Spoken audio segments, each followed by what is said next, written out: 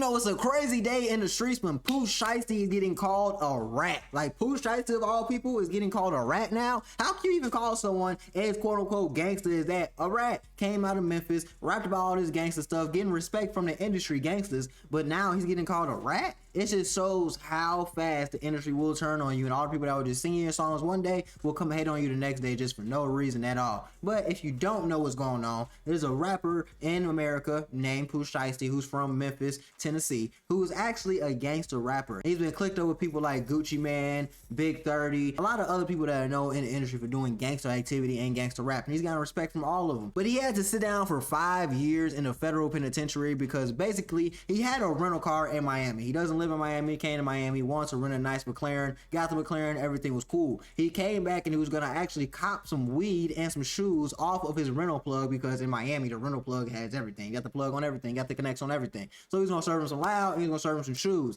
Everything was cool when he pulled up, but then Pooh Shiesty tried to rob the guy. The guy really wasn't going for it. He shot him in the ass, took everything, and then he pulled off in the McLaren. Cool, the Pooh Shiesty way, the high speed way, you know what I'm saying? He's really matching everything he said he was doing in his raps. He did that, got arrested, sent to the feds. Now, Pooh Shiesty tried to say that the guy was trying to rob him actually, and he was just self-defense. But of course, they didn't believe that shit, locked his ass up for 5 years. But recently, earlier this week, he did get released, and that's good for Pooh Shiesty because he did 5 years, did his time, got convicted. Cool, he should be a changed man now. Came out with a beard, came out on some positive type vibes, really. So that's cool. But Whack 100, everyone's trying to call him a rat now. And one thing I don't like is people can call somebody a rat with no proof and really get away with it, and people don't speak up for him. But Pooh Shiesty's lawyer did end up sticking up for him because he got on live with Whack 100 and cleared the air on a lot of things because he didn't like the way his client was getting talked about because they're saying my client ratted. That makes me look bad as a lawyer. By the government, okay? And the world of the streets, when they hear proffer, right, automatically assume cooperation. And I'm going to tell you why. If one goes to Google and puts in government factual proffer, the verbiage of that is a government factual proffer is a meeting between a criminal defendant or witness and the government where the defendant shares information with the government in exchange for limited. And his lawyer wasn't done from there because his lawyer went on Instagram and screenshot that Whack 100 is going on his smear tour, just posting about Pooh Shiesty damn near every day, keeping his name in his mouth, trying to say he ratted, he ratted, he ratted. So he went on Instagram screenshotting these videos and said this is 100% fake news at Whack 100. There is no paperwork that would say Pooh Shiesty said a word about anything on anything. In fact, none of the 3 charged gave proffers on anything about anything. This is just a straight mistruth. They all took pleas to the same crime of 1 count of possession of a weapon during a drug crime. None of them gave a proffer about anything. It was a straight plea. With all of them having the other 3 life felony counts dismissed, and why to bother with facts to just throw something out for click. And honestly, I feel like that happens more times than people want to actually take account for, because there's a lot of people that come out here and say, oh, he did this, oh, she did this, oh, they did that, and there's no proof on these allegations. It ruins someone's life, and then they come and find out that it's not true, and there's nothing they can do from it. Like, oh, okay, yeah, it's not true, but you still said what you said, you still did what you did. It's really weird to me. I don't like that personally, but hey, who am I? I'm just a guy that makes videos. I don't have an opinion on things that matter. You know, you shouldn't listen to what I say, because that shit's fucking weird, right? That people are just saying anything about anybody and no one can have proof, and it can ruin someone's life. It makes no sense. But this happened all before Pooh Shiesty actually got released. So now that Pooh Shiesty is out of prison, he came back again and said the same thing with DJ Academics on his stream, on his live actually, saying that he is a snitch and that he told on his homies. So I gotta go in tomorrow and see. Look, yo, Whack, yo, y'all got circling on paper? Bro, this is the real operation, bro. Nigga, I got 51 spies. Then you got the exposers. We got paralegals. We got attorneys. We got PI. We got all. Bro, you looking at? Am I capping? Look, I haven't even had a chance to respond but once. You see, they at me. Look, you reading it. They got the PDFs. I don't even want to open the PDFs. Yo, Whack. They done found everybody proffers. Whack, please just delete this message thread, man. Bro, Pooh Shiesty, whoever victim 1 and 2 is, listen, bro. Look, bro, hey, you see what I'm saying. I haven't even had a chance to address it, but I will tell you this. That when we had his attorney on, didn't I send you the link? You got it. Whack, Pooh Shiesty one of the good ones, man.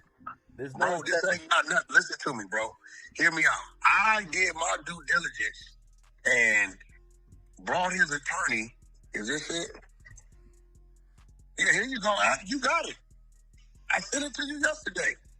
I brought his attorney to my channel for 2 hours. I was look, when you go over there, look, you got it. I think that's 11 months ago, but the attorney was supposed to send us something to clear a part up. He gave me his word. And I knew if he said it, he was either going to clear it or it was going to show some shit. One question I gotta ask, why is Whack 100 always in everybody's business? This is a grown-ass man from the West Coast that's always in everybody's business. Doesn't matter if he's from Memphis, don't matter if he's from Chicago, Florida, New York. He's always in everybody's business, act tough as hell on the internet. I ain't saying that you probably wouldn't smack somebody or shoot somebody in real life, but why you gotta act tough on the internet and do all this crazy shit? You can make your money doing a million different things. You trying to make money exposing quote-unquote other people and ruining people's lives. That's weird ass shit as a grown man, don't you think? But the lawyer already knew Whack 100 was a weirdo fat snake, so he got ahead of all the hate and dropped this video to clear Pooh Shiesty's name again. Mind you, he's doing this for free because Pooh Shiesty isn't paying him to clear his name. He's just that solid. All right, let's talk morons. Whack 100.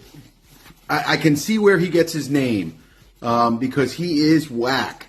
The allegation that Pooh gave up information in this case is so idiotic. Even when he's reading it, DJ Academics is saying what a moron he is. It is next level how stupid he is. Now, if we're saying he's just doing it for clout, if we're saying he's just doing it for views, I would think, okay, that's an excuse. But it really isn't. I really do think he's very stupid. So, long story short is, Pooh Shiesty, Lontrell Williams gave up no one. Absolutely no one. We never cooperated with the government whatsoever. The paperwork that he's reading is that our defense was that we blamed the alleged victims, that the victims were trying to hold up and rob Pooh and his crew, and that's why the guns came out.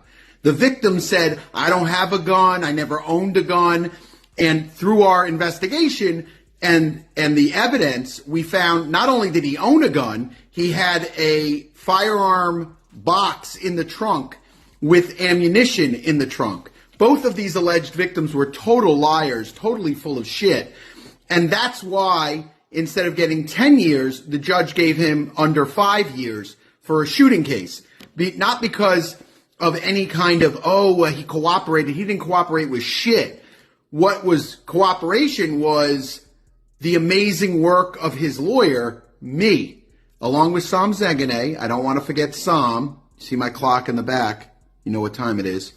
I don't want to forget my friend Sam because Sam assisted in the case, but absolutely not one single defendant in that case flipped on anybody because there was no one to flip on. They said Pooh was the shooter. They said one of the other guys was the shooter. None of them flipped on anybody. We all went ahead with it. We took the plea, which I wanted to go to trial. I thought it was a good trial as well, but we took the plea and the judge ended up giving us just under 5 years. And with good behavior and an RDAP program, he got out in about 3 and change. So Whack 100, just to recap, Whack 100 is a moron, and what he is reading is as stupid as it sounds.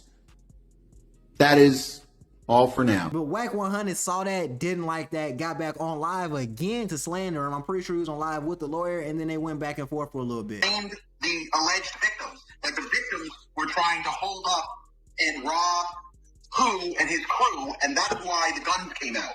The victim said, I don't have a gun, I never owned a gun, and through our investigation and the evidence, we found not only did he own a gun, he had a firearm box in the trunk with ammunition in the trunk. Both of these alleged victims were total liars, totally full of shit.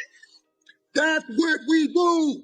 The street people lie to law enforcement. The victim said, we ain't had no guns. You telling me, Brad, the smart guy, not gonna call you out your name, you and Pooh decided to tell the truth. The streets don't tell the truth, Brad. Earth to Brad. Anybody home? I really want to call you out your name, but I'm not. R&B has me on not calling people out their name punishment 24 hours. I'm not going to do it, Brad. But you just admitted, there's more, y'all. You just admitted that the victim told the police, hey, we ain't had nothing. But you're saying your defense was to tell the police they had guns. Pooh Shiesty, you're saying, got with you, and you guys is telling the police when they said we ain't had no guns. Yes, y'all did. We can't do that, Brad. No, this ain't Harvard. The closest thing to Harvard we come is Harvard Park, and that's in Deuce Brown. Shout out, little man. Listen, Brad, you just put the noose around your Pooh Shiesty's neck. But I'm not gonna say it. I'm not even gonna insinuate. But I'm gonna keep playing this. This is wild. That's why, instead of getting 10 years, the judge gave him under 5 years. So because he told on the victim, instead of getting 10, the judge gave him under 5. Hey, this is Brad. This ain't me. Go, sit back, and let Brad do the job for you. Not because of any kind of, and he cooperated. He didn't cooperate with shit. He didn't cooperate. Brad, urge to Brad, when you tell the DA, AUSA, whatever you want to call them, hey, they had guns. And they're saying, we didn't have guns. Yes, they did have guns. That's called cooperating, Brad. Let's keep it going. What was cooperation was the amazing work of his lawyer, me, along with Psalm Zegade. I don't want to forget Psalm. See my clock in the back. You know what time it is. I don't want to forget my friend. Did he just say that? You see my clock in the back. You know what time it is. That's way worse than saying I have black friends. And I feel like at the end of the day, everyone just needs to mind their business, because if you're not in it, stay out of it. You don't know what's really going on unless you're in the court case, going to the actual court and sitting during the trial and everything. And you're at every one of those, you're not missing anything. Like you're actually talking to both lawyers or something. You don't really know what's going on, bro. It's like the same thing they tried to do with Young Thug. They tried to paint Young Thug in this horrible light. That didn't work. So when he got out, they released these voice calls to try to paint him even worse, and that didn't really work either. They're gonna try to ruin your life. So you can't let people try to turn us against one another unless they actually did that shit. If he actually did that shit, okay, cool. You don't have any proof that he actually did it though, bro. So you need to shut the hell up and stay on some West Coast shit, because y'all got niggas snitching over there that y'all not even dealing with. The West Coast been fucked up for some years and y'all just acting like this shit cool. It's not cool.